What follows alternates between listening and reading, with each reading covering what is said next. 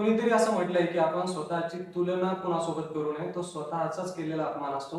परंतु मी जाणीवपूर्वक म्हणतो की 2023चा जेव्हा पेपर होणार होता तलाठीचा, त्याआधी बऱ्याच प्रिव्हियस इयर क्वेश्चन पेपर लोकांनी सोडवल्या. तर बऱ्याच लोकांनी 2019ची क्वेश्चन पेपर सोडवलेली तुम्हाला भेटेल. तर मी जाणीवपूर्वक म्हणतोय की तुम्ही जाऊन एकदा त्या बघा आणि दोघांमध्ये कम्पेअर करून विचार करा की काय सोपं वाटतंय. कारण झालंय काय, आपल्याकडे पारंपरिक पद्धतीनंच गणित शिकवण्याचं सुरू आहे.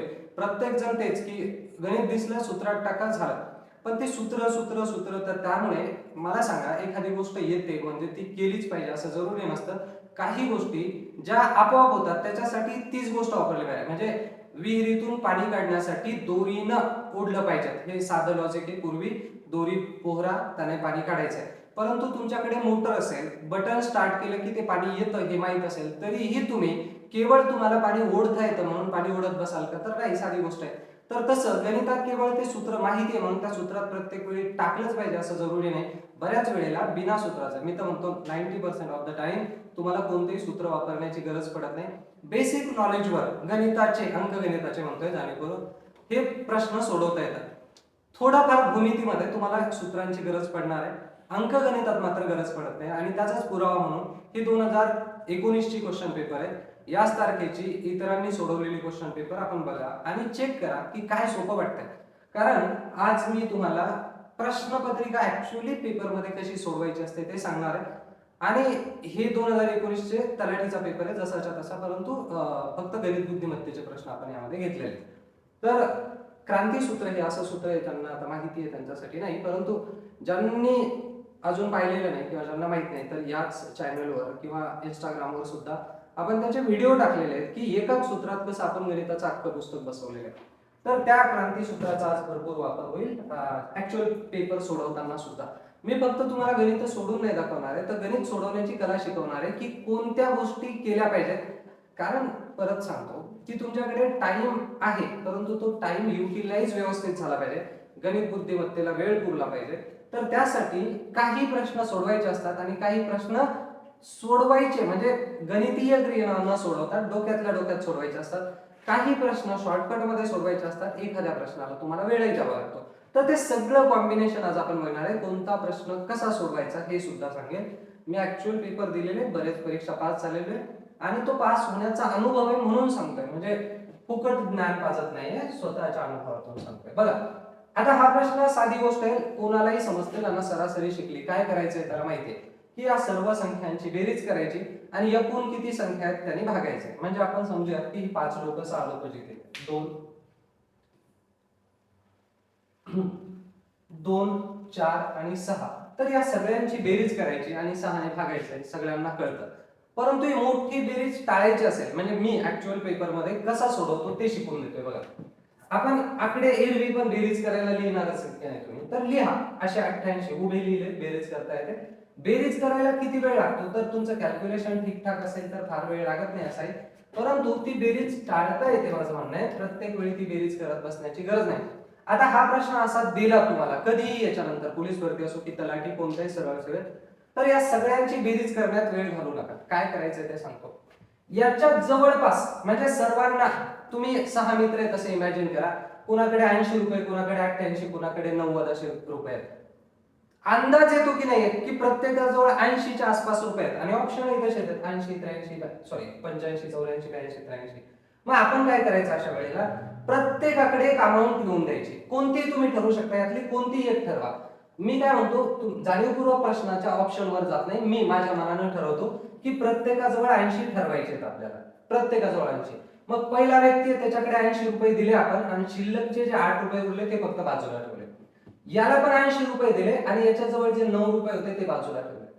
याच्याकडे 80 ठेवले, याच्याकडे 10 रुपये शिल्लक आहेत ते बाजूला ठेवले आणि याच्याकडे सुद्धा 80 ठेवले, 10 रुपये शिल्लकचे बाजूला गेले. आता हा जो व्यक्ती आहे ना, याच्याकडचे हे 4 रुपये जे शिल्लक आहेत, 60 रुपये आहेत की नाही त्याच्याकडे, मग यातल्या 4 रुपयातले 3 रुपये याला देऊ. याच्याकडे किती होतील आता, 61 होतील आणि हे 3 रुपये इकडे गेल्यामुळे याच्याजवळ सुद्धा 80 झाले. समजते? आता ह्या व्यक्तीला 9 रुपये दिले तर किती होणार आहे, 70, आणि हे 10 रुपये दिले, झाले याचे पण 80. म्हणजे प्रत्येकाजवळ किती रुपये आहेत आता, 80 रुपये आणि किती शिल्लक आहेत अजून, 18 रुपये. मग हे 18 रुपये फक्त वाटून द्यायचे किती जणांमध्ये, 6 जणांना. प्रत्येकाच्या वाट्यावर किती येईल अजून 3 झालं. इतकं सोपं कॅल्क्युलेशन असते. बऱ्याच वेळेला बेरीज करण्यात टाइम जातो आणि एक आकडा जरी हुकला तर सगळं कॅल्क्युलेशन हुकणार आहे. इथे एकदम सिंपल आहे. प्रत्येकाजवळ आपण 80 रुपये देऊन टाकले आणि नंतर जे 18 रुपये शिल्लक उरले त्या 18 रुपयाला सगळ्यांमध्ये वाटून घेतलं. मग साइन 3 प्रत्येकाच्या वाट्यावर किती आले 3 रुपये. मग पहिले 80 येत होते आणि 3 रुपये पुन्हा दिले म्हणजे सरासरी किती झाली 83 झालं. 10 सेकंद लागतात फार फार तर तुम्हाला हे सगळं कॅल्क्युलेशन बेरीज करण्यात आणि परत भागायचंय 6 ने भागायचं एवढा मोठा भागाकार करायचा तर ते कॅल्क्युलेशन थोडं वाढतं. आता इमॅजिन करूया की आपण एक ऑप्शन वरून गेलो असतो की सर्वात कमी वाला ऑप्शन निवडा नॉर्मली कारण 82 तर प्रत्येकाच्या वाट्यावर किमान येतीलच कारण त्याच्यात मोठेच आहेत सर्व ऑप्शन. मग आपण यावेळी काय करू हे सगळे जे आकडे आहेत ना प्रत्येकाजवळ सध्या 82 रुपये देऊन ठेवू. मग 82 दिले याच्याकडे शिल्लक किती उरले ते बाजूला लिहितो. चल 6 उरले. याला 82 दिले याच्याकडे 7 रुपये शिल्लक उरले. याला 82 दिले याच्याकडे 8 रुपये शिल्लक उरले. याला 82 दिले परत 8 रुपये शिल्लक उरले. आता काय करूयात आपण तर हे जे 64 आहे याला हे 8 रुपये देऊ झाले की 72 झाले आणि ह्या परत 8 रुपये आणि यातले 2 रुपये देऊ 8 आणि 2 10 5 रुपये इकडे शिल्लक ठेवू म्हणजे याच्याजवळ सुद्धा 82 रुपये झाले. आता हे टोटल इथे 64 आहे आणि हे 6 आणि 5 11 त्याला जर दिले अजून काय बाकी आहे 82 मधले 8 82 मधले 7 हे 8 7 7 8 9 ठीक याला 82 होते. आता हे शिल्लक मिळालेले आपल्याकडे ठीक आहे. आता इथे हे 77 आहे ना याला 5 ची गरज आहे फक्त. मग ह्या 6 मधले त्याला 5 दिले 1 रुपया अजून शिल्लक राहिला म्हणजे आपल्याकडे 8 8 8 असे बाकी आहेत समजूया थोड्या वेळासाठी. आता ह्या 64 ला जर हे 8 दिले तर 72 होतील. परत यातले 8 दिले तर किती होतील 72 आणि 80 होतील आणि यातले पुन्हा 2 देऊ म्हणजे याच्याकडे सुद्धा 82 झाले आणि आपल्याकडे 6 रुपये शिल्लक राहिले. मग प्रत्येकाला 1 रुपया येईल 6 जणांना 6 रुपये अशा पद्धतीनं प्रत्येकाच्या वाट्यावर किती येतील तर 83 आधी 80 दिले होते पुन्हा 1 दिला तर कोणताही एक जवळचा आकडा घ्या आणि बेरीज आणि भागाकार टाळता येतो म्हणजे अशा पद्धतीने सोडवता येतो. आता दुसरा प्रश्न आहे इथे सुद्धा ऑप्शन वरून जाता येतं. ऍक्च्युअल पेपर मध्ये तुम्हाला काय करायचंय ते सांगतो पहा. याचं म्हणणं काय की एक बस 6 तासात एक अंतर पूर्ण करते आणि पहिला अर्धा प्रवास 48 च्या स्पीडनं आणि दुसरा अर्धा प्रवास ती जाते 60 च्या स्पीडनं. तर ताशी वेग दिलेला आहे दोघांचा तर अंतर किती पार केलं. आता प्रश्न काय तो नीट समजून घेऊ आधी. त्याचं म्हणणं काय की अर्धा म्हणजे जितका वेळ जाते त्यातला अर्धा नाही बरं का किलोमीटर मधला अर्धा बरोबर मध्यभागी अर्धा प्रवास करते ती 48 च्या स्पीडनं आणि उरलेला अर्धा करते 60 च्या स्पीडनं. 60 चा स्पीड म्हणजे 60 किलोमीटर प्रति तास. आता इथे सोडवाल कसा हा प्रश्न एकदम सोपा करायचा आपल्याला पण आपल्या सूत्रात करायचा म्हणजे त्यांनी दिलेल्या आकड्यांशी आपला काही संबंध ठेवायचा.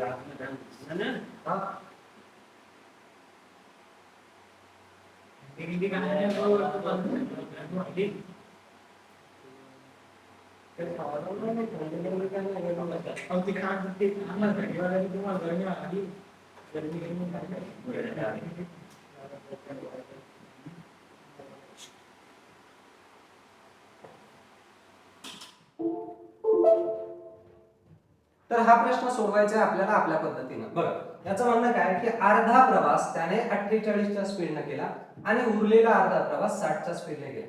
अशा वेळेला आपण पहिलं जे रेल्वेचं चॅप्टर शिकलो त्याच्या अगदी पहिल्याच भागात आपण शिकलोय की ज्या वेळेला असं अंतर दिलं आणि सरासरी वेग विचारला तेव्हा आपण काय करतो नॉर्मली या दोघांनी भाग जाणारी एक संख्या निवडतो. आपल्याला लसावी हा शब्द का नाही वापरत जाणीवपूर्वक तुम्हाला माहिती आहे की लसावीच पाहिजे असं मान नाही कोणतीही संख्या चालते फक्त या दोघांनी भाग गेला पाहिजे. मग आपण सध्या लसावी काढू आपल्या पद्धतीनं. याच्यामध्ये 12चा गॅप आहे 12 चूक 48 आणि साइन चूक 24 आणि 1 0.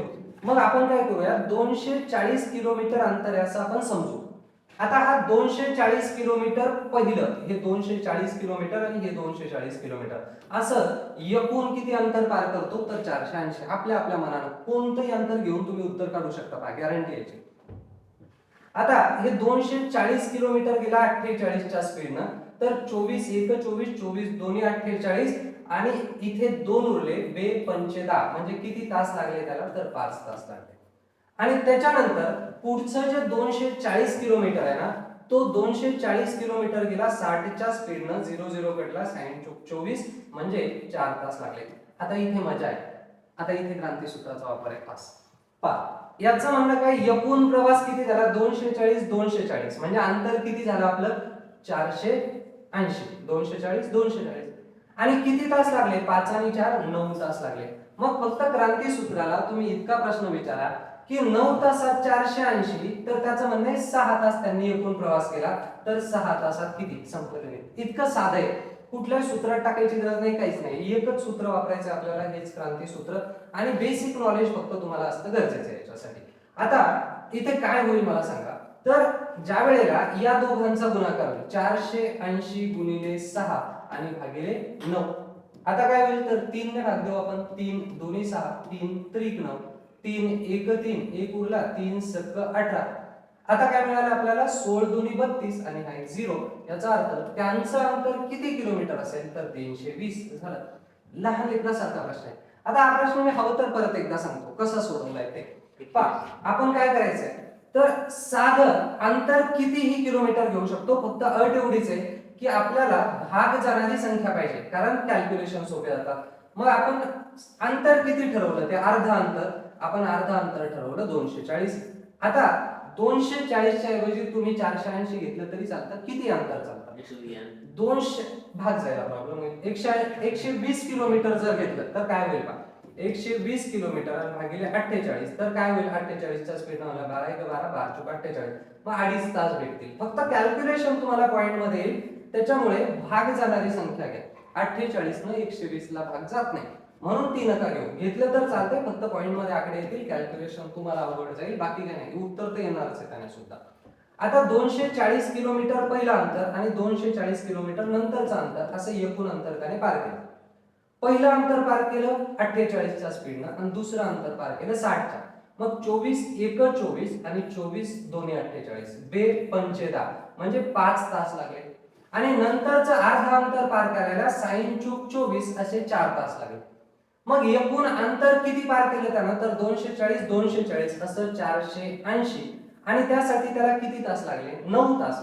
मग आपण आपल्या क्रांतीसूत्राला हे विचारायचंय की तो व्यक्ती जर 9 तासामध्ये अशाच स्पीडनं 480 मीटर अंतर किलोमीटर अंतर पार करतो, तर त्यांनी 6 तास दिले की नाही, मग 6 तासात तो किती अंतर पार करेल. झालं, तिरपा गुणाकार होईल इथे 480 गुणिले 6 आणि भागिले 9, 3 न भाग दिला, 3 दोन्ही 6, 3 त्रिक 9, 3 एक 3 एक उरला, 3 सक 18 आणि 16 दोन्ही 32 आणि हा 0, म्हणजे 320 किलोमीटर हे झालं तुमचं उत्तर. इतकं लिहिण्याची गरज पडते, हे लिहायचं नाही, हे मदत करायचं आहे, इतकं लिहायची गरज आहे, फक्त हे क्रांतीसूत्रच लिहायचंय, बाकी काहीच सोडवण्याची गरज पडत नाही तुम्हाला. झालं. आता पुढचा प्रश्न, 10 वर्षापूर्वी सुभाषचे वय रेशमाच्या वयाच्या अर्धे होते, सध्याचे गुणोत्तर 4:7 आहे, फरक किती आहे तो सांगा. आता या दोघांच्या वयातील फरक, आपण याला शेअर म्हणतो, जे शिकलेत आता गुणोत्तर वगैरे आपण जे शिकले, तर त्यांच्यासाठी म्हणून पहा, 10 वर्षापूर्वी वय अर्ध होतं, म्हणजे 10 वर्षापूर्वी 1:2 असेल की नाही गुणोत्तर, आता जे 4:7 आहे, 10 वर्षापूर्वी सुभाषचे वय रेशमाच्या अर्धे होते, तर हे झालं सुभाषचं वय, हे रेशमाचं वय. आता 10 वर्ष वाढलेत आणि 10 वर्ष वाढल्यामुळे काय झालं तर 4:7 झालं. पहिले एका शेअरचा गॅप होता, आता 3 शेअरचा, म्हणून आपल्याला ते डायरेक्ट कॅल्क्युलेशन नाही जमणार. परंतु माझं म्हणणं काय, जर तुम्ही ऑप्शन वरून गेले, आता इथे पहा 3 शेअरचा गॅप आहे की नाही, सध्याचं गुणोत्तर असं आहे, आणि त्यांच्यात कितीचा फरक आहे 3 शेअरचा फरक आहे की नाही, मग 3 न भाग जाणारी यांच्यातली संख्या कोण आहे, एकटीच संख्या आहे, फक्त 30, म्हणून हे डायरेक्ट क्लिक करता येतं, परंतु तरी आपण सोडू. पहा आता 3 शेअरची किंमत जर तुम्ही 30 म्हणाले, तर 4 शेअरची किती असणार आहे 40. मग पहिले ह्या व्यक्तीचं वय सध्याचं किती आहे 40, मग दुसऱ्या व्यक्तीचं किती असणार आहे 70, 7 शेअरची किंमत. पहा ह्या दोघांमध्ये 3 शेअरचा अंतर आहे, आणि 3 शेअरची किंमत आपण 30 म्हटलं, आणि 3 शेअरची किंमत 30 तर 4 शेअरची 40. आता हे कसं करायचं त्या गुणोत्तराच्या चॅप्टर मध्ये आपण डिटेल शिकवलेलं आहे. आता इथे काय होईल तर 3 शेअरची किंमत मिळाली, मग 4 ची मिळाली, 7 ची, म्हणजे आज कोण येतो सुभाष आणि रेश्मा यांचं वय मिळालं आपल्याला. मग 10 वर्ष आधी यांचं वय किती असेल पहा, हे 40 आज आहे म्हणजे आधी किती असणार आहे तर 30 असेल.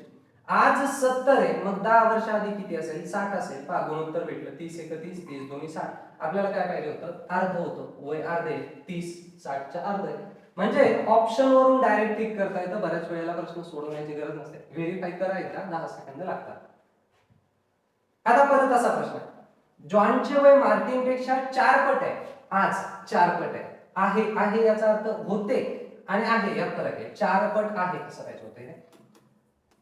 5 वर्षापूर्वी बेरीज 50 होती तर सध्याचे वय सांगा. मला सांगा पहिली गोष्ट तर 2 गोष्टी येतात प्रश्न सोडवण्यासाठी, त्या प्रश्नावर नंतर येऊ. पहिली गोष्ट सांगा, आज जर त्यांच्या 5 वर्षापूर्वी जर 50 होतं तर आजची बेरीज किती असायला पाहिजे, दोघांचे 5-5 वर्ष वाढले की नाही, म्हणजे 10 वर्ष त्याच्यात ऍड करायचे, म्हणजे आज बेरीज असायला पाहिजे 60. आता कोणत्या ऑप्शनची याची बेरीज किती होती 50, या दोघांची बेरीज होती 60, या दोघांची बेरीज होती 50 आणि ह्या दोघांची बेरीज होती 50. आज बेरीज आपल्याला 60 पाहिजे म्हणून हे डायरेक्ट उत्तर भेटलं. आता दुसरं काय तर त्याने हे सांगितलेलं आहे की आजचे जॉनचे वय मार्टिनच्या 4 पट आहे, जॉनचे वय मार्टिनच्या 4 पट आहे, चौपट. मग 12 चूक 48 एकच ऑप्शन आहे असं, हे किती पट आहे 15 दुनी 30 आणि पुढे म्हणजे काय दुपटीपेक्षा थोडं जास्त, हे तर दुप्पट सुद्धा नाहीये आणि हे दीड पट आहे. याचा अर्थ काय एकच ऑप्शन उरलं तुमच्याकडे. तर बऱ्याच वेळेला हा प्रश्न सोडवत बसण्याची गरज नाही, काय विचारलंय त्याच्यावर जा. जॉनचे वय मार्टिन पेक्षा 4 पट आहे, मग कुठे ऑप्शन आहे असं एकाच 4 वाला तर 12 चूक 48 एकच ऑप्शन आहे की ज्याच्यात 4 पट आलेला आहे आकडा. झालं, नुसतं बघून याच्याकडे टिक करता येतं, सोडवत बसण्याची गरज नाही. 2 प्रकार होते सोडवण्यासाठी, दोन्ही सांगितले. राजूने एक वस्तू ऑनलाईन स्टोअर मधून खरेदी केली. आता हा अगदी बेसिक पहिलं चॅप्टर शेकडेवारीचं शिकवलंय, ज्याच्यामध्ये मी क्रांती सूत्र शिकून दिलेले, त्याच्यामध्येच हा डिटेल झालेला आहे. त्याचं म्हणणं आहे की संजीवला 5% नफ्यानं विकली, स्टोअर मधून खरेदी केली राजीवनं आणि संजीवला विकली. संजीवने पुढे मनीषाला 4% नफ्याने विकली आणि मनीषाने जर 5460 रुपये खरेदीसाठी दिले असतील तर राजीवने ऑनलाईन स्टोअर मधून कितीला ही वस्तू खरेदी केली असेल. पहा अशा वेळेला ना 100 वर कॅल्क्युलेशन करू शकता तुम्ही किंवा 1000 वर करा, काही फरक नाही पडत. आता पहिले 1000 रुपये घेऊ आपण, 1000 रुपयाची वस्तू 5% नफ्याने विकली, मग 1000चे 5% किती होतील तर टक्का म्हणलं की 2 झिरो कमी करायचे, 5 1 5 आणि 1 0 म्हणजे 50 रुपये मिळेल. आता पहिल्या व्यक्तीनं काय केलं तर 50 रुपये नफ्यानं, मग 1050 चे 4% काढा, कारण ही पुढे दुसऱ्या व्यक्तीनं 4% नफ्यानं विकली. मग याचे 4% काढण्यासाठी काय करा तर पुन्हा तेच 4 0 0 4 5 20 0 8 2 आणि 4 1 4, म्हणजे काय मिळालं आपल्याला तर टक्का म्हणल्यावर 2 झिरो कट. मग आपली वस्तू जी 1000 रुपयाची होती ती किती रुपयात विकली जाईल मला सांगा, हे 50 रुपयांनी 42 असे 92 रुपये नफा भेटेल की नाही. मग क्रांती सूत्राला इतका प्रश्न विचारा की 1000 रुपयाची वस्तू जर 1092 रुपयाला विकली जाते, पहा पहिल्या व्यक्तीने घेतला 50 रुपये नफा आणि दुसऱ्या व्यक्तीने 4% 1050 चे म्हणजे 42 रुपये असा घेतला, 42 रुपये, म्हणजे टोटल नफा किती झाला त्या मूळ वस्तूवर 1000 पहिले 50 आणि नंतर 42 अशी 1092 ला विकली जाईल. तर फक्त इतकं विचारायचं 1000 रुपयाची वस्तू 1092 ला तर त्यांची वस्तू कितीची असेल ज्यांनी 5460 रुपयाला खरेदी केली. झालं, इतकं मांडण्याची गरज आहे. पहिले तर टक्के तोंडी काढता येतात, 1000 चे 5% म्हणजे काय 5 1 5 2 0 कटले 50 पुरलं. आता याचे 4% किती तर 100 चे 4% 4 असतात, मग 1000 चे 40 आणि 50 चे 5 चूक 20 आणि 1 0 म्हणजे काय होईल तर 2 0 कटले 2 रुपये उरले म्हणजे 42 रुपये. तर हे कॅल्क्युलेशन तुम्ही जर पहिलं चॅप्टर नीट केलं, पहिलं चॅप्टर इन द सेन्स पहिलं लेक्चर शेकडेवारीचं ज्याच्यात क्रांती सूत्र शिकवलंय, तर हे तोंडी येतं इथपर्यंत. 92 रुपये जास्त मिळणार आहे ते कळतं. मग 1000 वर जर 1092 तर कितीवर 5460 झालं, तिरपा गुणाकार करा यांचा, 1000 गुणिले 5460 भागिले किती 1092. आता इथे लॉजिक काय कराल तर ह्या 92 न इकडे भाग द्यायचा असं समजा, तर इथे जर 92 गुणिले 5 करून पहा, कारण हे एकाची 5 पट आहे की नाही 5000, मग 92 ची 5 पट करून पहा किती येते, बरोबर 460. 92 गुणिले 5, तर 5 दुनी 10 शून्य हातचा आहे, नमापाचे 45 आणि 146 आले 460. याचा अर्थ काय आला, ह्या 92 ना पहा दोनच्या पाड्यात शून्य कधी येऊ शकतो शेवटी ते विचार करायचा होता आपल्याला. 2 पंचे 10, मग यानं पूर्ण भाग देतो. 1000 गुणिले 5 म्हणजे 5000 आणि 92 गुणिले 5 म्हणजे 460, म्हणजेच 1092 पंचे काय मिळालं आपल्याला 5460 आणि 5 1 5 आणि हे 3 0 म्हणजे उत्तर काय मिळालं 5000 रुपये. झालं तिसरं ऑप्शन. आता इथे दुसरं ऑप्शन काय होतं, तर ऑप्शन वरून जाऊ शकत होते, सोडवायला सगळ्यात सोपं 5000च होतं. 5000 वरून जर सोडवलं असतं, पहिले 5% काढा नंतर 4% काढा, ते ऍड करा, एवढे मिळाले असते 460 रुपये शिल्लक. आणि समजा हे जर तुम्ही ऑप्शन सोडवलं ते नसतं तर तुम्हाला एक आयडिया भेटली असते की याच्यापेक्षा छोटं की मोठं कोणती संख्या पाहिजे. म्हणजे संख्या जर तुम्हाला 4200 मिळाली असती तर मग तुम्ही यापेक्षा मोठा ऑप्शन निवडला असता, आणि संख्या जर तुम्हाला 5000च्या ह्या 400च्या वर मिळाली असती तर तुम्ही यापेक्षा लहान ऑप्शन निवडला असतं. तर एक किंवा दोन ऑप्शन सोडवावे लागू शकतात, पण अशा प्रश्नांना नाही सोडवायचं. हे बेसिक आहे, हे क्रांती सूत्रात सोडवता येतं. तुम्ही इथे 100 घेऊन सोडवलं असतं तरी चाललं असतं. 100वर चला परत एकदा सांगतो बाबा, तर 100वर सोडवा. 100 रुपयाची वस्तू 5% नफा कमवला म्हणजे किती रुपयाची झाली 105, आणि याच्यावर 4% कमवायचे. मग काय होईल, 5 चूक 20 शून्य हातचे 2, 4 शून्य शून्य हे 2 आणि 4 1 4. आता काय मिळालं आपल्याला, टक्का म्हटल्यावर 4.2 रुपये. हे 5 रुपये आणि हे 4 रुपये आणि हे 2 म्हणजे 0.2, म्हणजे 109 हे 5 आणि 4 9 आणि 0.2 रुपयांना आपण 100 ची वस्तू विकली असती तर त्यांची वस्तू कितीची असेल, जी 5460. असंच होतं का, किती किंमत होती 5460 रुपयाला विकली. कसा 46 आहे बरोबर.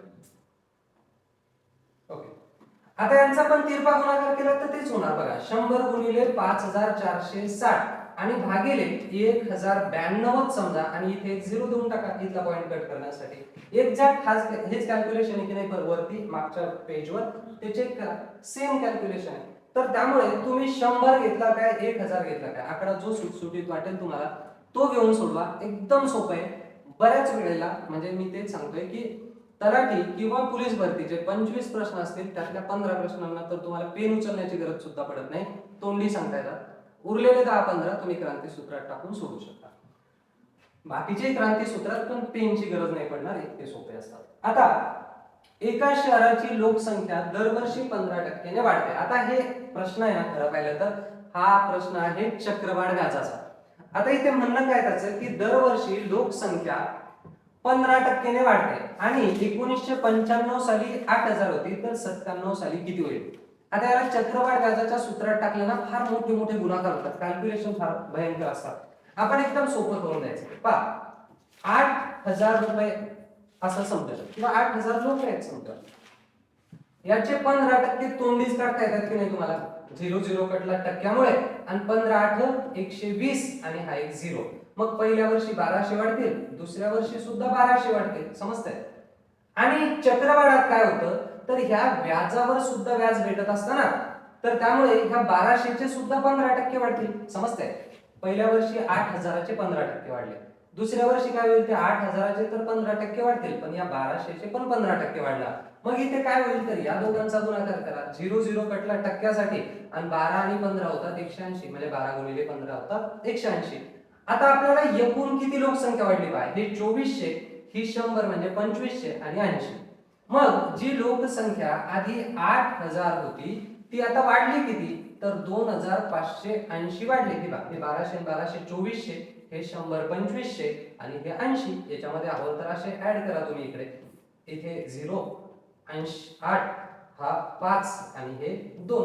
मग ह्या दोघांचं ऍडिशन करा फक्त, 0 8 5 आणि 8 आणि 2 10, म्हणजे लोकसंख्या किती होईल नवी, तर 10580 झालं.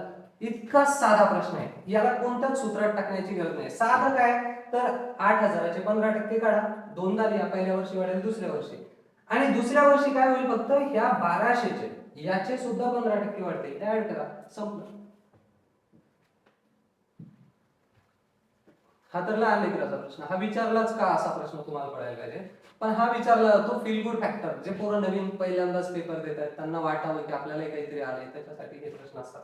त्याचं म्हणणं आहे की टोमॅटोची किंमत आहे 1 किलोची 14 रुपये, तर 3.5 किलोची किती, हे पण लिहायची गरज नाही वास्तविक. काय करायचंय तुम्हाला, 3.5 गुणिले 14. आता हे पण करायची गरज नाही, खरं सांगतो. हे कसं सोडवायचं ते मी सांगतो नंतर, तोंडी उत्तर द्यायचं याचं. आता 14 पंचे 70 शी 7, सॉरी 0 हातचे 7, 14 दोन 28, 14 त्रिक 42 आणि 7 49, आणि एक संख्या सोडून पॉइंट म्हणजे किती झाले 49 रुपये. आता हे तोंडी कसं सांगायचं होतं का, तर 14 रुपयाच्या हिशोबाने 3 किलोचे पैसे किती होतात, 14 दोन्ही 28, 14 त्रिक 42, आणि नंतर अर्धा किलोचे किती होतील, 1 किलोचे 14, तर अर्धा किलोचे 7, म्हणजे ते 42 आणि हे 7 झाले 49. म्हणजे काहीच लिहिण्याची गरज नव्हती. हा प्रश्न सुद्धा लिहायची गरज नाही, कारण काय याचं, तर पहा तुम्हाला साधा गुणाकार भागाकार येत असेल ना, तर माझ्यासोबत तुम्ही पण तोंडी उत्तर देऊ शकता याचं. हे 5 मिनिटात 600 आहे की नाही, मग आपण ताशी वेग विचारलेला, तर याला क्रांती सूत्रात मांडता येते. 5 मिनिटामध्ये जर 600 मीटर, तर 60 मिनिटात किती, मिनिट समोरासमोरल्या मीटर किलोमीटर, हे मीटर मिळेल, आणि आपल्याला किलोमीटर मध्ये पाहिजे म्हणून मीटर जे उत्तर भेटतं त्याच्यात 3 संख्या सोडून पॉइंट द्या, 3 झिरो असतील कट करा. आता यांचा गुणाकार होईल, काय होईल पहा, तर 60 किंवा 600 गुणिले 60 भागिले 5, 12 पंचे 60 आणि 12 सक 72, आणि हे 2 झिरो. आता काय करा, तर 3 संख्या सोडून पॉइंट द्या, म्हणजे 7.2 हे उत्तर आलं. ते मांडायला फार वेळ लागत नाही, 10-20 सेकंदाचा असेल, 10 सेकंद खरं तर, पण हे पण करण्याची गरज नाही, नुसतं या प्रश्नाकडे बघून उत्तर देता येतं. कसं ते मी सांगतो का. आता हे 5 मिनिटं आहेत की नाही, मग 60 मिनिटं म्हणजे 1 तास असतो, इथं कोणालाही कळतं की नाही. मग 60 आणण्यासाठी त्या 5 ला किती न गुणा, 12 पंचे 60, समजतंय, 5 ला 12 ने गुणावं लागेल, तसं याला सुद्धा 12 ने गुणा, 12 सक 72, एकच ऑप्शन आहे 7.2. जर 72 की 7.2 याच्यात कन्फ्युजन असेल तर काय करा, हे जे 600 ते मांडून टाका, 12 सक 72 आणि 2 झिरो. आता हे मीटर उत्तर भेटलेले आहे, आपल्याला किलोमीटर पाहिजे म्हणून 3 संख्या सोडून पॉइंट झाला. तर हा फार सोपा प्रश्न आहे, कुणालाही सोडवता येईल, इतका सोपा आहे, तोंडीत सोडवता येतो, पेन उचलण्याची गरज सुद्धा नाही. हा प्रश्न आहे इतका कॉम्प्लिकेट केलाय पण फार सोपा आहे, म्हणजे ज्यानं बेसिक काम काळ, मी पहिल्याच काळकामाच्या लेक्चर मध्ये म्हणालेलो आहे, ज्याला एका व्यक्तीचा एका दिवसाचा इंडिव्हिज्युअल स्पीड काढता येतो ना, त्याला यातला कोणताही प्रश्न किती अवघड करून द्या विचारायला तो सोडवता येतो. म्हणणं काय त्याला, सोहन हा रोहन पेक्षा तिप्पट चांगला, तर ज्याच्यापेक्षा त्याला कधी 1 द्यायचं. हा कोण आहे, रोहन. रोहन 1 काम करत असेल तर सोहन हा 3 कामं करणार आहे, हे ध्यानात ठेवायचं. तिप्पट चांगला आहे ना, मग 3 कामं करतो असं समजायचं. एखादे काम पूर्ण करण्यासाठी रोहन पेक्षा सोहनला 60 दिवस कमी लागतात. आता किती जास्त कामं करतो, हा 2 कामं जास्त करतो. हा 1 काम करत असेल तर सोहन 3 कामं करतो, आणि रोज 2 कामं शिल्लक करून किती 60 दिवस आधीच संपवतो. मग 60 गुणिले 2 म्हणजे 120 कामं शिल्लक केलेत असा अर्थ झालाय, असा समजतंय. मग हा जो व्यक्ती आहे रोहन, हा पुढच्या किती दिवसात काम पूर्ण करेल, कारण हा रोज किती करू शकतो, 1 काम रोज या पद्धतीने. मग यानं काय केलंय, 60 दोन्ही 120 कामं ऑलरेडी झाले आणि याचे तेवढे बाकी आहेत. मग याला किती दिवस लागतील अजून, तर 120 दिवस लागतील 120 कामं करायला. 120 रोजचं 1 काम या हिशोबाने. मग जर हा 120 कामं 120 दिवसात करत असेल तर हा किती दिवसात करेल मला सांगा, 3 च्या स्पीडने केल्यावर, 3 चूक 12, तिप्पटच ते.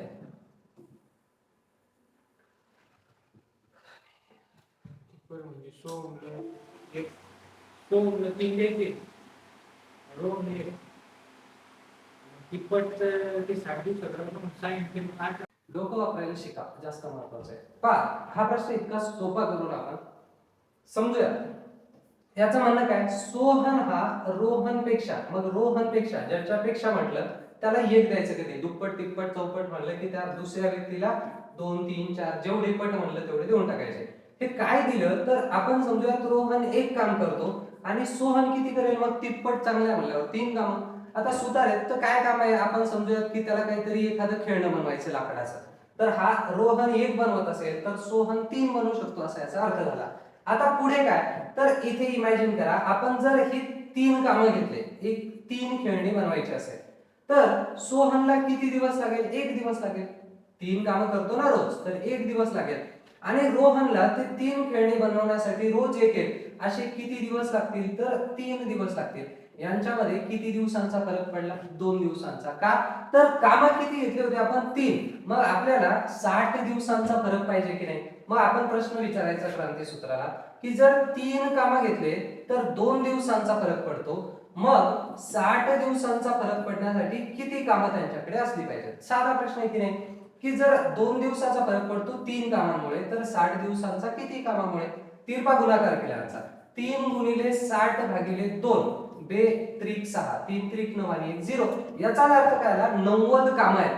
आता हे एकूण 90 कामं आणि दोघे मिळून करत असतील तर पहिला व्यक्ती किती करतो? 1 काम आणि दुसरा व्यक्ती करतो 3 कामं. मग टोटल कामं किती होतील? 4. त्याचं म्हणणं आहे की दोघं एकत्र किती दिवसात करतील? संपला प्रश्न. याचं उत्तर काय आहे? 22.5. कारण 90 4 दे 45 आणि 45 4 दे 22.5 झालं. म्हणजे 10 सेकंदात हा अवघड वाटणारा प्रश्न सुद्धा क्रांतीसूत्राला सोडवता येतो. साधी गोष्ट आहे आणि प्रत्येक जागेवर कामी येणार आहे. बर, 5 क्यू क्यू क्यू आणि इकडे मायनसचं चिन्ह दिलंय आणि पुन्हा हा प्रश्न मगाशी म्हणालो तसा फील गुड फॅक्टर आहे की कोणत्याही पोराला सोडवता येईल आणि त्याला वाटेल की हा का विचारलाय. ज्याने अभ्यास केला त्याला वाटेल की हा का विचारला प्रश्न. त्याचं म्हणणं काय? नीट समजून घ्या. 5 क्यू क्यू आणि यामधून वजा करायचे क्यू 5 5 आणि वजाबाकी आली पाहिजे क्यू 6 आणि 7. आता इथे मला सांगा, जर वरती किती असले, जर वरती इथं 1 असला तर 1 म्हणजे 11 5 गेले 6 उरतील. 2 असले तर 12 इकडून हातचा घेऊ शकतो, 12 5 गेले 7 उरतील. 3 असले तर 13 5 गेले 8 उरतील आणि 4 असले तर 8 5 गेले किती उरतील? 4 असले 14 5 गेले 9 उरतील. म्हणजे काय, तर एकच ऑप्शन आहे की जर इथं 2 असला तरच उत्तर बरोबर येण्याचा चान्स आहे, अदरवाईज नाही. म्हणून 2 हे डायरेक्ट उत्तर देऊ शकता, काहीच सोडवत बसण्याची गरज नाही. फक्त काय करायचंय की एकच स्थानी इथं 2 असल्यावर मग 12 5 गेले 7 बाकी उरू शकतात, कारण उत्तर दिलेलं आहे आणि उत्तराच्या एकक स्थानी 7 पाहिजे आपल्याला. झालं. 10 सेकंद नुसतं बघून त्याच्याकडे उत्तर देत आहे. मी जे म्हणालो सुरुवातीला की बऱ्याच प्रश्नांना तुम्हाला पेन उचलायची गरज नसते. आता हा जो प्रश्न आहे याचं म्हणणं आहे एका टाकीमध्ये 15% अल्कोहोल असलेले 10 लिटर द्रावण आहे. एक टाकी आहे जिच्यामध्ये 10 लिटर द्रावण आहे आणि याच्यामध्ये अल्कोहोलचं प्रमाण 15% आहे. ठीक आहे, हे अल्कोहोल 15% या टाकीमध्ये 10 लिटरचा आणि 70% द्रावणाचे 10 लिटर मिळवण्यासाठी 70% अल्कोहोलचे असं पाहिजे होतं.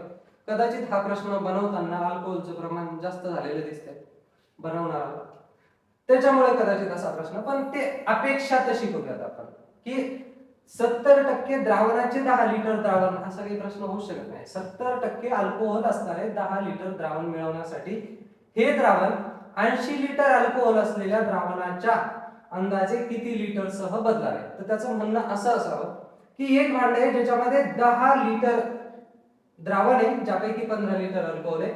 दुसरं भांडे आहे ज्याच्यामध्ये 10 लिटरच आहे किंवा किती लिटरचा असू शकतं त्याचा प्रश्न नाही, पण त्यामध्ये 80% अल्कोहोल आहे. तर हे दोन्ही भांडे एकत्र मिळवल्यानं किंवा यातलं पाणी काढून रिप्लेस करायचं या भांड्यासोबत, तर काय होईल त्यानं, तर 70% अल्कोहोल मिळालं पाहिजे आपल्याला. मग यातलं किती लिटर काढून इकडे टाकायचं. आता हा जर प्रश्न रद्द झाला असेल बहुधा, कारण वाचनात चुकीचं आहे, अल्कोहोल पाहिजे होतं द्रावणाचे, तर हा रद्द झाला असणारे 100%. परंतु नसता जर इथे अल्कोहोल दिलेलं असतं तर कसा सोडवायचा ते समजून देतो. आता इथे बघा काय करायचंय, तर ह्या 10 लिटर मध्ये 15%, याचा अर्थ काय आला, 10 लिटरचे 15% म्हणजे काय, तर 15 1 15 आणि 1 0 आणि टक्का म्हणलं की दोन संख्या सोडून पॉईंट. कोणत्याही संख्येचे 10% म्हणजे फक्त एक संख्या सोडून पॉईंट द्यायचा असतो. म्हणजे 1.5 लिटर आपल्या जवळ आहे. त्याचं म्हणणं काय, आपल्याला पाहिजे 7 लिटर, म्हणजे अजून कितीची गरज आहे आपल्याला, तर 6.5 लिटरची गरज आहे. मग आता यातलं 1.5 लिटर, यातून जर पाणी आपण बाहेर काढलं तर मला सांगा फक्त पाणी बाहेर येईल का, नाही, अल्कोहोल पण येणार आहे. म्हणून यातून बाहेर काढताना ज्या वेळेला ते प्रमाण जाईल ते अल्कोहोलचं पण प्रमाण असणार आहे. मग इथं ऑप्शन वरून जाणं फार इझी आहे. आता समजूया की 8 लिटर एक ऑप्शन घेऊ आपण. समजा यातलं 8 लिटर इकडे मिळवलं तर काय होईल? 8 8 64 म्हणजे 6.4 लिटर काय येईल? अल्कोहोल याच्यात पडेल. आणि इकडून जर आपण उरलेलं 2 लिटर घेतलं आणि 2 चे 15% म्हणजे किती होईल आपल्याला? 15 दुनी 30 आणि 15 दुनी 30 आणि टक्का म्हणलं की काय? एक संख्या सोडून पॉइंट म्हणजे किती लिटर झालं? तर 6.7 लिटर होईल. बरोबर नाही? 3 ऍड केले तर आपल्याला 70 लिटर पाहिजे आणि जवळपास अंदाजे म्हटलाय तो तर 6.7 झालं पण 7% नाही झालं. मग आपण काय करूयात आता 8.5 लिटर ऑप्शन घेऊ. कारण 9 लिटर घेतलं तर काय होतं? हे दोन ऑप्शन आहे ना आपोआपच रद्द होतात. काय रद्द होतात का? इकडून जर आपण 9 लिटर याच्यामध्ये होतो तिसरं तयार करायचं द्रावण मग 9 लिटर मध्ये 80% तर नमा किती व्हायला? 72 7.2 लिटर व्हायला. आपल्याला टोटल 70%च पाहिजे 10 लिटर मध्ये म्हणजे 7च लिटर. म्हणून 9 आणि 9.5 हे दोन ऑप्शन आपोआप इलिमिनेट झाले. आता 8 सोडवलं आपण पण किती तयार व्हायले? 6.7 तयार व्हायले. याचा अर्थ 8.5 हे उत्तर कन्फर्म असणार आहे. नुसतं त्याच्याकडे बघून सांगता येतं का ते पहा. पहिलं काम केलं असतं आपण 80% वाला जर 9 लिटर घेतलं तर काय होईल? 9.72 7 लिटरच्या वर चाललं. मग 9.5 9 2 कटले. 8 लिटरचं एक सोडवलं आणि 8 लिटरचं सोडवल्यावर काय समजलं? 8 8 64 4.7 होईल. आणि उरलेलं जे होतं 2 लिटर हे पाणी त्याच्यात 15% प्रमाणे मग 15 दोन्ही 30 म्हणजे 0.3 व्हायला. मग हे 6.7 व्हायला. आता 8 वर निव्वळ आहे फक्त उदाहरण म्हणून सोडूया. काय होईल? यातलं घेतलं आपण 8.5 लिटर ज्याच्यामध्ये 80% प्रमाणे मग 8.5 चे 80% मग काय होईल? हा 0 इथं घेऊ. 8 45 0 8 4 8 8 64 आणि 4 झाले 68. समजते? आणि हे टक्का म्हणलं की 2 0 कमी करायचे असतात आणि हे पॉइंट मुळे एक संख्या पुन्हा म्हणजे किती मिळालं आपल्याला इथे? 6.8. आता कितीची गरज आहे? 0.2 ची. आणि आपल्याकडे इथे किती लिटर द्रावण उरलं? तिकडचं 8.5 घेतलं म्हणल्यावर इथं किती उरलं? 1.5 लिटर. आणि 1.5 लिटर मध्ये किती टक्के प्रमाण आहे? 15. मग मला सांगा 15 गुणिले 15 15 चा वर्ग किती आहे? 225. आणि टक्का म्हणलं की दोन संख्या सोडून पॉइंट द्यायचा असतो आणि इथे एक अजून संख्या आहे म्हणजे किती मिळालं? 0.2. आता याच्यामध्ये 0.2 ऍड केले की झाले की नाही 7. त्याच्यात थोडं वर चाललंय 7 लिटरच्या काहीतरी मायनर थोडस वर आहे आणि याने तसे अंदाजेच उत्तर सांगितलेलं आहे जवळपास त्याच्या. तर त्याच्यामुळे 8.5 हे उत्तर आहे पण हे सोडवत बसण्याची गरज नव्हती. दोन ऑप्शन आपोआप एलिमिनेट होते. तिसरं सोडवल्यावर याला टिक करायचं होतं फक्त. झालं. साधा प्रश्न आहे बुद्धिमत्तेचा. काय म्हणणं का? आता हा प्रश्न सोडवण्याचा परत कला सांगतो. तुम्ही काय करता माहितीये का? टाइम का जातो तुमचा?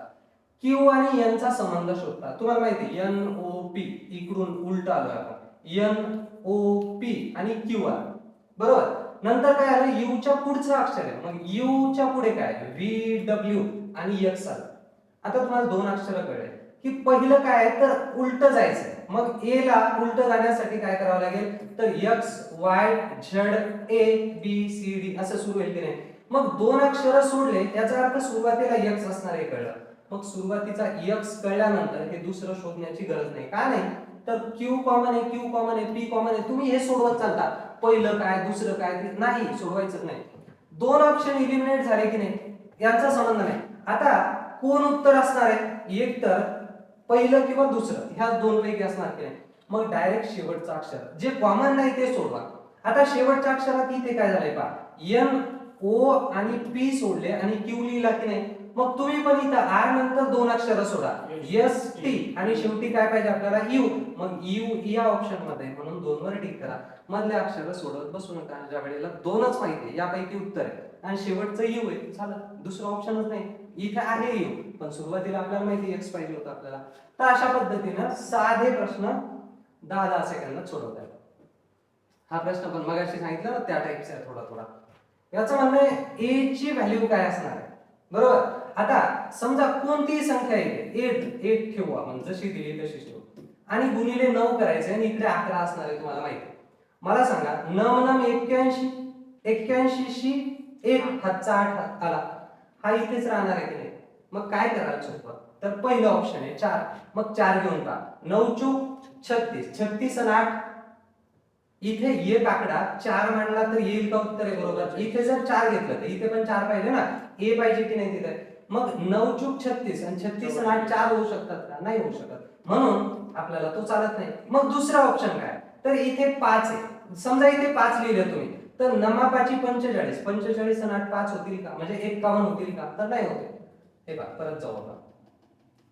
इथे काय केलंय, नम 81 शी 1 हातचा 8 बरोबर, आणि इथे हीच संख्या इथे जी घेतली तीच इथे पाहिजे आपल्याला, ए लिहायचं आणि इकडे येते, म्हणजे ह्या दोन संख्या आल्या पाहिजे. आता मग 9 आणि इथे पहिलं ऑप्शन घेतलं 4, तर काय होईल, 9 चूक 36 आणि 8 41 होऊ शकतात का. इथे जर 4 घेतला तर इथे पण 4 घ्यावा लागेल ना. 36 आणि 8 41 होतात का, नाही होत, मग कटलं. आता दुसरं ऑप्शन 5 घेऊ आपण. मग नमापाची 45, 45 आणि 8 51 होतात का, नाही होत, मग ते पण कट. आता 7 घेऊ इथे. नमा 7 63, 63 आणि 8 71 होतात, मग इथे 7 आणि 1 आलं उत्तर. म्हणजे काय, तर 7 करून पहा. एका किती 79 गुणिले 9 आणि बरोबर काय आलं पाहिजे आपल्याला, ए ची किंमत आपण 7 घेतली पुढे 2. आता 9 81, 81 शी 1 हातचा 8, नमा 7 63 आणि 63 आणि 8 71 झालं. म्हणजे फक्त 10 सेकंदाचं होतं हे सुद्धा. काय करायचं होतं, फक्त ह्या इथे एक एक आकडा रिप्लेस करत चालायचं. आता या 11च्या विभाज्यतेची कसोटी आहे. तुम्ही म्हणाल तुम्ही तर विभाज्यतेच्या कसोट्या पाठ नाही करायला लावल्या, तर गरज नाही खरं सांगायचं. म्हणजे तुम्हाला इतके प्रश्न जर तोंडी सोडवता येत असेल तर एका प्रश्नाला तितका टाइम देता येतो. एखादा प्रश्न उरलाच तर त्याला लागला एखादा मिनिट 2 मिनिटं तरी चालतं ना, कारण तितका टाइम आपण पुरवतो. आता इथे चेक करू शकता तुम्ही, सरळ सरळ 11ने भाग जातो की नाही एखाद्या संख्येला. ज्याला कसोटी येत असेल, लय सांगू 11ची कसोटी जर पाठ असेल तुमचा तर अतिउत्तम, पण नसेल तरी हरकत नाही, 11ने भाग देऊन चेक करू शकता. कसा भाग देणार पहा. ह्याला 11 लागतो, 11 दोन्ही 22, 4 उरले, 11 त्रिक 33, किती उरले 8 उरले, 11 7 77, किती उरले 3 उरले, 11 दोन्ही 22 9 उरले, 11 8 88 5 उरले आणि 11 5 55 3 बाकी उरतात, म्हणजे याला भाग जात नाही. असंच याला भाग देऊन बघा. 11 दोन्ही 22 4 उरले, 11 त्रिक 33, याचं काम नाही, भागाकार नाही करायचं आपल्याला, फक्त इथे कॅल्क्युलेशन पूर्ण होते का ते पाहायचं. इथे 7 उरले, 11 सखी 66, 66 गेले म्हणलं, 5 उरले, 11 चूक 44 6 उरले, 11 5 55 8 उरले आणि 11 8 88, म्हणजे हिला पूर्ण भाग जातो. तर 4 नंबरचं उत्तर बरोबर आहे.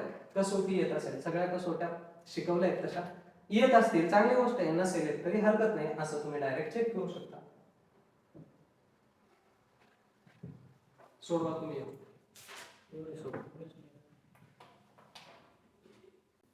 ए आणि बी एक काम 30 दिवसात करतात, बी आणि सी 24 दिवसात आणि सी आणि ए 20 दिवसात करतात. सर्वांनी मिळून 10 दिवस काम केले आणि मग बी व सी सोडून गेल्या, उर्वरित काम एकटा एक किती दिवसात करेल.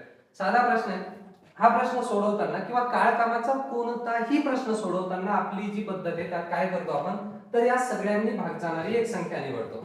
पहिला म्हणजे ती दोघं 30 दिवसात करतात, दुसरी दोघं 24 दिवसात आणि तिसरी दोघं म्हणजे जी जोडी आहे ती 20 दिवसात. तर या सगळ्यांनी भाग जाणारी संख्या कोण, तर 120. हे पाहिल्याबरोबर कळतं. आता ज्यांना लसावी मसावी कळतो, ज्यांना कळत नाही त्यांनी काय करा, लसावी काढा. इथे काय होईल, साइन चूक 24 3 चूक 12 आणि 1 0 म्हणजे 120 झाला आणि 20 ने 120 ला भाग जातो म्हणून 120 झाला या तिघांचा लसावी. आता इथे 120 कामं ए आणि बी दोघं करत असतील तर किती दिवस लागतात, तर 30 दिवस लागतात. ए दुसरे कोण आहे, बी आणि सी जर करत असेल तर किती दिवस लागतात, तर हे 120 कामं करायला 24 दिवस लागतात. आणि ए अधिक सी हे दोघं करत असतील तर तेच 120 कामं करायला 20 दिवस लागतात. आता काय होईल पहा, 0 0 कटला, 3 चूक 12 म्हणजे रोज 4 कामं करू शकतात. 24 पंचे 120 आणि 0 0 कटला, 23 12 म्हणजे रोज 6 कामं. आता इथे काय करायचंय, तर ए 2 वेळा आला, बी 2 वेळा आला आणि सी सुद्धा 2 वेळा आलेला आहे. म्हणून ह्या सगळ्यांनी मिळून जर कामं केले, असा विचार करा की या प्रत्येकाला टोटल कामं किती व्हायले, 6 आणि 5 11 आणि 4 15 कामं. पण हे 15 कामं एबीसी मिळून करतायत का, नाही. प्रत्येक जण दोनदा दोनदा आला तेव्हा ही 15 कामं होतात. मग जर एक एक वेळ आले असतील सगळे तर किती कामं होतील, तर 15चे अर्धे. याचाच अर्थ काय आला, ए अधिक बी अधिक सी हे तिघे मिळून किती काम करू शकतात, तर 15च्या अर्धे म्हणजे 7.5 कामं रोज करू शकतात. समजतंय. आता याचं म्हणणं काय की सर्वांनी मिळून 10 दिवस काम केलं, मग 7.5 गुणिले 10 म्हणजे टोटल कामं किती झाले, 75. टोटल आपले कामं होते 120, त्यापैकी 75 कामं झाले, मग उरले किती, तर 45 कामं उरले. 75 100 मधून गेले की 25 आणि हे वरचे 20 असे 45. आता हे 45 कामं करणार कोण आहे? तर बी आणि सी सोडून गेले, ए ला करायचे, पण ए चा स्पीड माहित पाहिजे ना. मग ए बी सी तिघे मिळून 7.5 करतात की नाही, त्यातले बी आणि सी किती करतात ते माहित करा. बी आणि सी किती कामं करतात? 5 कामं करतात. समजतंय? मग या 7.5 मधले त्या दोघांचे 5 काढून टाकले तर ए किती कामं करतो? 2.5 कामं करतो. तिघे मिळून 7.5 आणि हे दोघं 5 करतात त्यातले, मग हे 2.5 कामं करतो आणि करायचे किती? 45. मग 2.5 या दोघांचा भागाकार करा. आता इथे काय करू शकतो आपण? ह्या दोघांची दुप्पट करू शकतो पाहिजे असेल तर. ह्या दोघांची दुप्पट म्हणजे काय? तर याला पण 2 न गुणा, त्यालाही 2 न गुणा. किंवा दुसरं ऑप्शन असतं तुमच्याकडे की हा जो पॉइंट आहे तो काढून टाका आणि वरती 0 झालं. 25 1 25 किती उरले इथे? 25 गेले म्हटल्यावर यातले 20 उरले आणि 25 8 200 म्हणजे किती आलं उत्तर? तर 18 दिवस झालं. साधा प्रश्न आहे, 10-20 सेकंद झाला. हा पण प्रश्न मगाशी होता तसा ते पहा. काय म्हणायचं की जर 5QQ का झालंय मगाशी झालेलं आहे. आता 30 आणि 40च्या दरम्यान सर्वात मोठी मूळ संख्या. पहिली गोष्ट तर ध्यानात ठेवायचं की कोणती 2 सोडलं की कोणतीच समसंख्या मूळ संख्या असू शकत नाही. मूळ म्हणजे काय? जिला कोणी भाग जात नाही. तर 38 म्हणलं की समसंख्या तिला 2 न भाग जाणार आहे. 2 एकमेव मूळ संख्या आहे की जी समसंख्या आहे. आता हे 38 कडे उरलं कोण? 31. आता 31 सुद्धा मूळ संख्या आहे, कोणाच्याच पाड्यात येत नाही. 37 मूळ संख्या आहे पण 39 मूळ संख्या नाही, कारण 13 त्रिक 39 म्हणून ती कटली. आता विचारलं काय सर्वात मोठी मूळ संख्या, तर कोण आहे मोठी? 37. 37 मूळ संख्या आहे कसं समजेल? तर पहा, 7 5 35, 5 न 7 न भाग जातो, 6 6 36 म्हणजे या 37 ला कोणच भाग जात नाही. 35 ला जातो, 36 ला जातोय, 37 ला भाग जात नाही. तर त्यामुळे ही झाली मूळ संख्या, कोणाच्याच पाड्यात येत नाही. पहा, हा प्रश्न सुद्धा याच्याकडे नुसता बघून उत्तर द्यायचं आहे. का उत्तर तसं म्हणतोय मी? पहा, याचं म्हणणं आहे की x हे y च्या 90%, y शी कंपॅरिझन चाललं, y ला 100 देऊन टाका आणि हे झाले y आणि x किती आहे? तर 90 आहे. x ची व्हॅल्यू सुद्धा दिली त्यांनी. काय म्हणले त्याचं की x हे y च्या 90% म्हणून 90 दिले. आता याच्यापेक्षा किती न मोठा आहे तो? 10. मग काय लिहाल? 90 पेक्षा जर तो 100 आहे म्हणजे इतका मोठा आहे, 90 पेक्षा 100, 90 ला 100, तर टक्का विचारलाय म्हणून 100 ला किती? तिरपा गुणाकार होईल यांचा. 0 0 कटला आणि 1000 भागिले 9 आला. आता 1000 हे 100 आणि हा 0 आणि भागिले 9 तर काय होणार आहे? 9 1 9 1 उरला, 9 1 9 1 उरला, 9 1 9 1 उरला, पॉइंट नंतर 1 1 1 येत राहणार आहे म्हणजे काय? तर 111 पॉइंट. आता हे पाहून उत्तर काढायचं होतं. तर एक संख्या 100 1 90 भेटली तर त्याच्यानंतर ती किती असणार आहे? 100% का नाही? याच्यापेक्षा किती न मोठी आहे? 10 न मोठी आहे म्हणजे काय? 100 वर ह्या 90 वर 100 झाली ती. आता हे 99 नाही होऊ शकत, 101 पण नाही होऊ शकत, मोठी आहे ना 10%च्या जवळपास, तर त्याच्यामुळे तसं अंदाजे उत्तर देत आहे.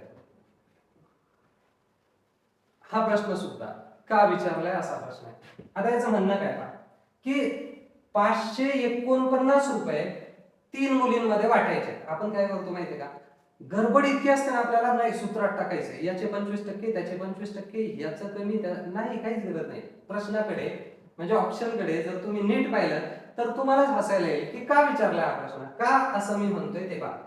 याचं म्हणणं काय? किती रुपयांचा वाटा करायचा आहे? 549. आता यांचे एकक स्थानांची बेरीज करा. 6 आणि 5 11 आणि 11 आणि 5 16 म्हणजे एकक स्थानी किती येतील? 6. आपल्याला एकक स्थानी किती पाहिजे? 9. टोटल पैसे तर या तिघींनाच वाटायचे ना. वरचे 3 रुपये काय आपण घेणार आहे का? नाही, त्यांनाच द्यायचे ते.